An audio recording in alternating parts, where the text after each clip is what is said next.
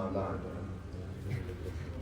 Respected ulama kiram, elders, beloved brothers in Islam.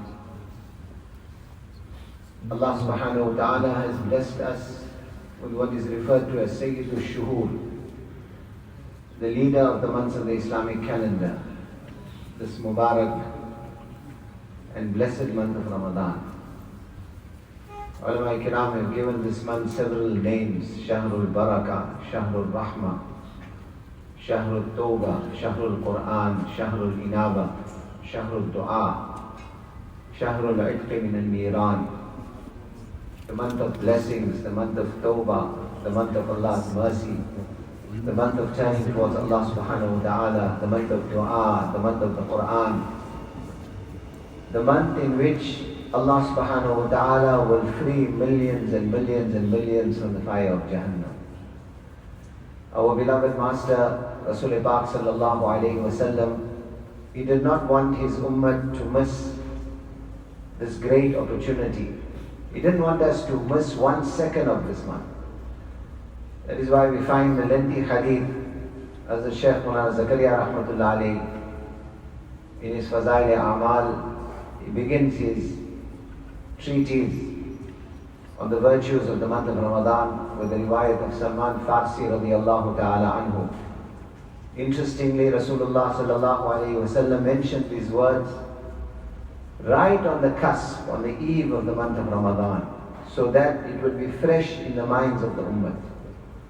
خطبنا رسول الله صلى الله عليه وسلم في آخر يوم من شعبان فقال يا أيها الناس قد أظلكم شهر عظيم مبارك شهر فيه ليلة خير من 1000 شهر شهر جعل الله صيامه فريضة وقيام ليله تطوعا من تقرب فيه بخصلة كان كمن أدى فريضة فيما سواه ومن أدى فريضة فيه كان كمن أدى 70 فريضة فيما سواه إلى آخر الحديث.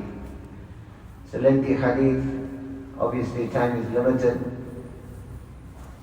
But Salman Farsi radiallahu anhu says Rasulullah sallallahu alayhi wa sallam addressed us on the last night of Sha'ban, and he said, "Oh my ummah, a great month has come, a month of blessings, a month in which there is a night better than 1,000 months, a month in which whatever nafil act you will do, Allah will reward you as if you have done a fard. What fard act you will do, Allah will reward you multiplying the reward 70 times." In this hadith, and what is very, very important for you and I as the ummati of Rasulullah sallallahu alayhi wa sallam, one is we can choose to spend this month according to our understanding. Deen, Shariat is not the product of our logic or our understanding. Deen, Shariat, Islam is Jami'u ma ja'a bihi Muhammadur Rasulullah sallallahu alayhi wa sallam. Everything that Rasulullah sallallahu alayhi wa sallam taught us, that is Shariat and Deen. So the question you and I should be asking ourselves is, how did my Nabi want me to spend this month? What did he emphasize? What did he highlight for us about this month? In this hadith which I mentioned towards the latter part of the hadith, Allah's Rasul sallallahu alayhi wa sallam enumerated 4 things. And he said, وَاسْتَكْثِرُوا فِيهِ مِنْ أَرْبَعِ خِصَالٍ خَصْلَتَيْنِ تُرْضُونَ بِهِمَا رَبَّكُمْ وَخَصْلَتَيْنِ لَا غِنَى بِكُمْ عَنْهُمَا أَمَّا الْخَصْلَتَانِ اللَّتَانِ تُرْضُونَ بِهِمَا رَبَّكُمْ فَشَهَادَةَ أَنْ لَا إِلَهَ إِلَّا اللَّهُ وَتَسْتَغْفِرُونَهُ وَأَمَّا الْخَصْلَتَانِ اللَّتَانِ لا غنى بكم عنهما فتسألون الله الجنة وتعوذون به من النار. In these few minutes that we have at our disposal, it is my intention to elaborate on 2 of the 4 things that Rasulullah sallallahu alayhi wa sallam, Allahu Akbar, look at the manner he said, وَاسْتَكْثِرُوا فِيهِ. He said, "Oh my ummah, in this month of Ramadan, increase in these 4 things. Istikthar, increase in these 4 things." And 2 of those things he said, "La ghina'a bikum anhuma." You will never be able to do without this. What are the 2 things that you cannot do without? He said, تَسْأَلُونَ اللَّهَ الْجَنَّةِ وَتَعَوَّذُونَ بِهِ مِنَ النَّارِ. He said, in Ramadan particularly, increase frequently, over and over again, tirelessly, beg Allah for Jannah. Beg Allah for Jannah in this month. Seek Allah's protection from Jahannam in this month. One hadith, Rasulullah sallallahu alayhi wa sallam said, لا تنسوا العظيمتان. One day he told his Sahaba, he said, لا تنسوا العظيمتان. Oh my Sahaba, never ever forget the two great things. Sahaba said, mal azimatan ya Rasulullah. O Nabi of Allah, what are the two great things that we must never forget? He said, Al-Jannata wal-Nar, Al-Jannata wal-Nar. Never ever forget Jannat, never ever forget Jahannam. Utlubul Jannata juhdakum, wahrabu minan nari juhdakum, fa inna al-Jannata la yanamu talibuha, wa inna al-Nara la yanamu haribuha, wa inna al-Akhirata mahfufatun bil-makarih, wa inna al-Dunya mahfufatun bil-ladhati wal-shahawat. فَلَا تُلْهِيَنَّكُمْ عَنِ الْآخِرَةِ. O kama qala al-Nabi sallallahu alayhi wa sallam, he said, O my ummah, seek Allah's Jannat with everything that you have. Juhdakum. Run from Jahannam. Run from Jahannam. The word in the hadith comes, wahrabu, run. Run from Jahannam, juhdakum, with everything that you have. Sahaba, they say when Rasulullah sallallahu alayhi wa sallam would warn them about Jahannam, Anzartukumun nar, Anzartukumun nar, Anzartukumun nar. He would say, Oh my ummah, I am warning you about Jahannam. I am warning you. Sahaba say, the veins of the neck of Rasulullah sallallahu alayhi wa sallam would protrude. His face would become red. His mannerism, his entire demeanor would be as if there is an army that is about to attack us immediately. And Rasulullah sallallahu alaihi wasallam is begging us, warning us. That would become his demeanor when he would describe the impending doom of Jahannam. 1,000 verses, plus minus. 1,000 verses in the Quran. Jannat, Jahannam, Jannat, Jahannam, Jannat, Jahannam. And the sad reality, my respected brothers, is that the muzakara and the talk of this has come out of our lives. Almost as if this is some dream. Almost as if this is something that is not even real, a surreal thing. It's far away.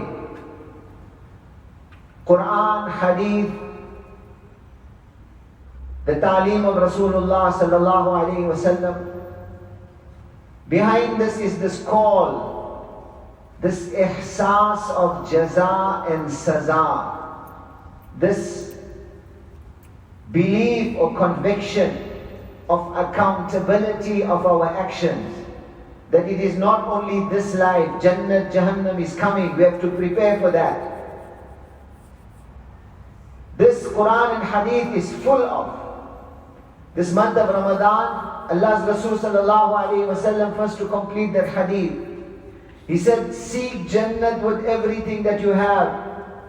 Run from Jahannam with everything that you have. Because the one who truly desires Jannat will never rest. The one who truly fears Jahannam will never rest. And then my Nabi said, what is the test? Allah is testing us in this world. He said, Jannat has a covering over it. Covering of the things which you don't like. Who likes to wake up early in the morning? Who likes to sacrifice his sleep? Who likes to come to the masjid?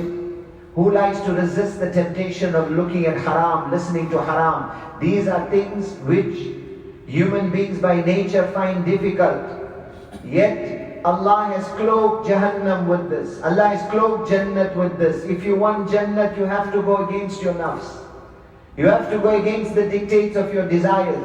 You have to put Allah and His Rasul sallallahu alayhi wa sallam in front. And he said, on the other hand, this dunya, the road to Jahannam, the road to Allah's disobedience is covered. Covered with what? With the ecstasies. Things which you will find temporary enjoyment in. So he said, فَلَا تُلْهِيَنَّكُمْ عَنِ الْآخِرَةِ. Do not let the pursuit of the temporary pleasures of this world cause you to become neglectful of the everlasting life of the hereafter. Our goal is Jannah. Nabi Sallallahu Alaihi Wasallam said, never forget Jannah, never forget Jahannam, because they do not forget you. Coming back to this hadith, Rasulullah Sallallahu Alaihi Wasallam said, excessively in this month of Ramadan, beg Allah for Jannah. Ask Allah protection from Jahannam. One riwayat it comes, أَكْثِرُوا مَسْأَلَةَ اللَّهِ الْجَنَّةِ. Excessively keep making dua, keep making dua, keep making dua from Allah to grant you Jannah, save you from Jahannam. Why? فَإِنَّهُمَا شَافِعَتَانْ مُشَفَّعَتَانْ. Because Jannah and Jahannam will intercede on your behalf, and their intercession will be accepted by Allah. إِنَّ الْعَبْدَ إِذَا أَكْثَرَ مسألة الله الجنة تقول الجنة يا ربي عبدك هذا الذي سألنيك فأسكنه إياي. When a man, this is the mercy of Allah, when a man raises his hand and he asks Allah for Jannat excessively, then Jannat starts making dua to Allah that, oh Allah, your slave is asking you for me, grant him entry into Jannah. وَإِنَّ الْعَبْدَ إِذَا أَكْثَرَ مَسْأَلَةَ اللَّهِ الْإِعْيَاذ مِنَ النَّارِ. That if a slave of Allah keeps begging Allah protection from Jahannam, then Jahannam starts making dua to Allah. Abduka hada ista'adha bika minni fa'idhu iyaya. That, oh Allah, your slave is asking you protection from me, I am asking you to protect him from me. This dua for Jannat, and not just Jannat. Innaha jinan. My Nabi said it is not one Jannat, it is many Jannats, many stages. In dunya we want VIP, we want special recognition. For Jannat also there is a VIP Jannat, that is Firdaus. Nabi Sallallahu Alaihi Wasallam said, Salullah al-Firdaus, ask Allah for Firdaus. Keep asking Allah for Jannah. Keep asking Allah's protection from Jahannam. Behind this is the importance of the da'wat of Jannah and Jahannam. The talks of Jannah and Jahannam. Bring this alive in your homes. Bring this alive in your majalis. Bring this alive in your marketplaces. Bring this alive in your environments. This talk, so that the conviction of it has to enter the heart. Time is limited. I'm going to mention two incidents. One, which clearly illustrate these incidents are not the exception, they are the norm. This was the normal majalis of Rasulullah sallallahu alaihi wasallam. Once the verse of the Quran comes down, Rasulullah sallallahu alaihi wasallam recites the verse, Ya ayyuhalladhina amanu qu anfusakum wa ahlikum nara wa quduha an-nasu wal hijara. O people of Iman, save yourselves and your families from Jahannam, the fuel of which is men and stones. فَقَامَ شَيْخٌ كَبِيرٌ. An elderly man stood up when he heard this. And he said, أَحِجَارَةُ جَهَنَّمْ كَحِجَارَةِ الدُّنْيَا. He said, Ya Rasulullah, Allah says, O people of Iman, save yourselves and your families from Jahannam, the fuel of which is men and stones. Ya Rasulullah, are the stones of Jahannam like the stones of dunya? This was Allah's Rasul Sallallahu Alaihi Wasallam spoke of Jannat and Jahannam so that it was almost ra'yul ayn, it was almost as if Sahaba could see it. So this is what leads to this type of question. Are the stones of Jahannam like the stones of dunya? Allahu Akbar. What does Rasulullah Sallallahu Alaihi Wasallam say? وَالَّذِي نَفْسُ مُحَمَّدٍ بِيَدِهِ لَصَخْرَةٌ مِّن صَخَرِ جَهَنَّمْ كَأَعْظَمِ جِبَالِ الدُّنْيَا كُلِّهَا. O kama qala an-Nabi sallallahu alayhi wa sallam. He says, I take an oath upon that being in whose hand lies the life of Muhammad sallallahu alayhi wa sallam. One pebble of Jahannam, its enormity, its girth is more enormous than the largest mountain range of this world. When this elderly man hears this, he starts breathing heavily. Allah's Rasul sallallahu alaihi wasallam rushes forward. Qul la ilaha illallah. Qul la ilaha illallah. Say la ilaha illallah. He says la ilaha illallah and passes away on the spot. Nabi sallallahu alaihi wasallam recites the word ذَلِكَ لِمَنْ خَافَ مَقَامِي وَخَافَ وَعِيدِ. This has to become a reality, and like I said, I'm going to mention two incidents, one more incident, and this I will terminate. How we are exhorted in Shariat, when Jannah, Jahannam, the more we will speak, the more we will give the da'wah, the more it will become a reality. This becomes an impetus for us to strive for the obedience of Allah. It becomes an impediment for us to stay away from haram. It's mentioned about Ubayd bin Umayr, rahimahullah, bin Kibar al-Tabi'een. This is the generation after Sahaba. He was one of the great Tabi'een, a great Abid and worshipper of Allah in the Haram. One day there was a very beautiful woman. She was looking at the mirror, admiring herself. So then she looked at her husband. And she told him, do you think there is a man alive? Do you think there is a man alive that if I make my mind up to tempt him towards haram, he will be able to resist the temptation? Sometimes the ghaman and the pride overtakes. So she was carried away by her beauty, Miss Universe or whatever you want to call it. Do you think there is any man who will be able to resist me if I want to tempt him? Without hesitation, her husband said, Ubayd bin Umayr rahimahullah, he will be able to resist you. So she said, do you give me permission to prove you wrong? So he said, yes, go ahead. She enters the haram. Ubayd bin Umayr was known, Abid of the haram. He was always engaged in Allah's ibadat in the haram of Makkah. So obviously, women of that time were not open like now. Full parda, concealed. She approaches him kal mustafti. It's mentioned in the kitab. She approaches him like someone who wanted to ask some masla. And in asking whatever question, she draws him. While she is asking him, inadvertently, to listen to what her question is, he's carried slowly. She moves, till she finds a secluded spot where no one can see. And then she removes the veil from in front of her face. And she says, Allah has placed your love in my heart. I cannot resist you. I want you to commit haram with me. Without hesitation, Ubayd bin Umayr says to her that I am prepared to consider what you are inviting me towards if you will answer one or two questions for me. She says, what are your questions? He says, لو أن ملك الموت أتاك ليقبض روحك أكان يسرك أني قضيت لك هذه الحاجة. He says, my sister, a day is coming. The angel of death will come to you to take your soul out of your body. When that day, when that stark reality is staring you in the face and it is right in front of you, do you think that if I give in to what you are inviting me up towards today, on that day you will be happy about it? She says, no. Then he says, فَلَوْ دَخَلْتِ قَبْرَكِ وَأُجْلِسْتِ لِلْمُسَالَةِ أَكَانَ يَسُرُّكِ أَنِّي قَضَيْتُ لَكِ هَذِهِ الْحَاجَةِ. He says, I want you to envisage the day that 2 foot by 4 foot hole in the ground would have been dug. Your body would have been lowered inside. Your own family would have thrown sand over you and they would have left you. Then Fatan al-Qabr, the test of the grave will come. Munkar and Nakir will come in front of you. And they will have certain questions that they want to ask you. Tell me at that time, if I give in to what you are inviting me towards today, will you be happy at that time? She said no.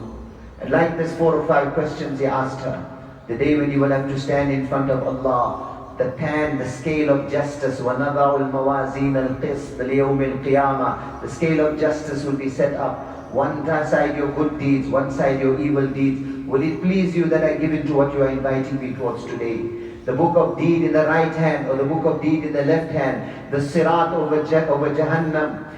Each time he's asking her this question. Jannah in front of you, Jahannam in front of you. I am asking you, my sister, these are inescapable realities. They are there, they are going to happen. There is no one that's going to get away from this.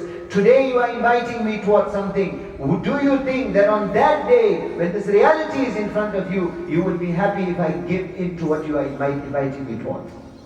By the time he finishes this 5 or 6 questions, such was the ikhlas and sincerity of Ubayd bin Humayd that this woman was in complete tears, sobbing and crying. There and then she made tawbah. He told her, Ittaqillah ya amatillah, faqad an'ama Allahu alayk wa ahsanta ilayk. He said, oh my sister, O slave of Allah, fear Allah. Allah has blessed you. Use this life, use this time which Allah gave you to prepare for these challenges that lie ahead. Her husband used to say, Mali wa li Ubayd ibn Umayr, afsadat alayya zawjati. كانت في كل ليلة عروسا فصيرها راهبة. He said, why did I give in to the request of my wife and allow her to go to Ubayd bin Umayr? He spoiled my wife for me. Before she used to be a bride, now she has become one who is perpetually in the ibadat and the worship of Allah. The entire life changed. My respected brothers, temptations are there all the time. Temptations to look at the daughters of others.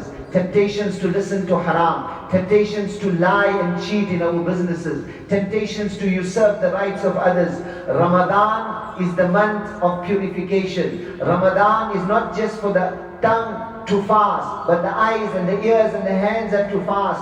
One great instrument our Nabi sallallahu alayhi wasallam gave us is that populate your Ramadan with the dhikr of Jannah and Jahannam, the talk of Jannah and Jahannam, and very, very importantly, increase in this month the dua that, Ya Allah, grant me, grant my family, grant the entire ummah of Rasulullah sallallahu alayhi wasallam Jannah and save us from Jahannam. Allah give us tawfiq.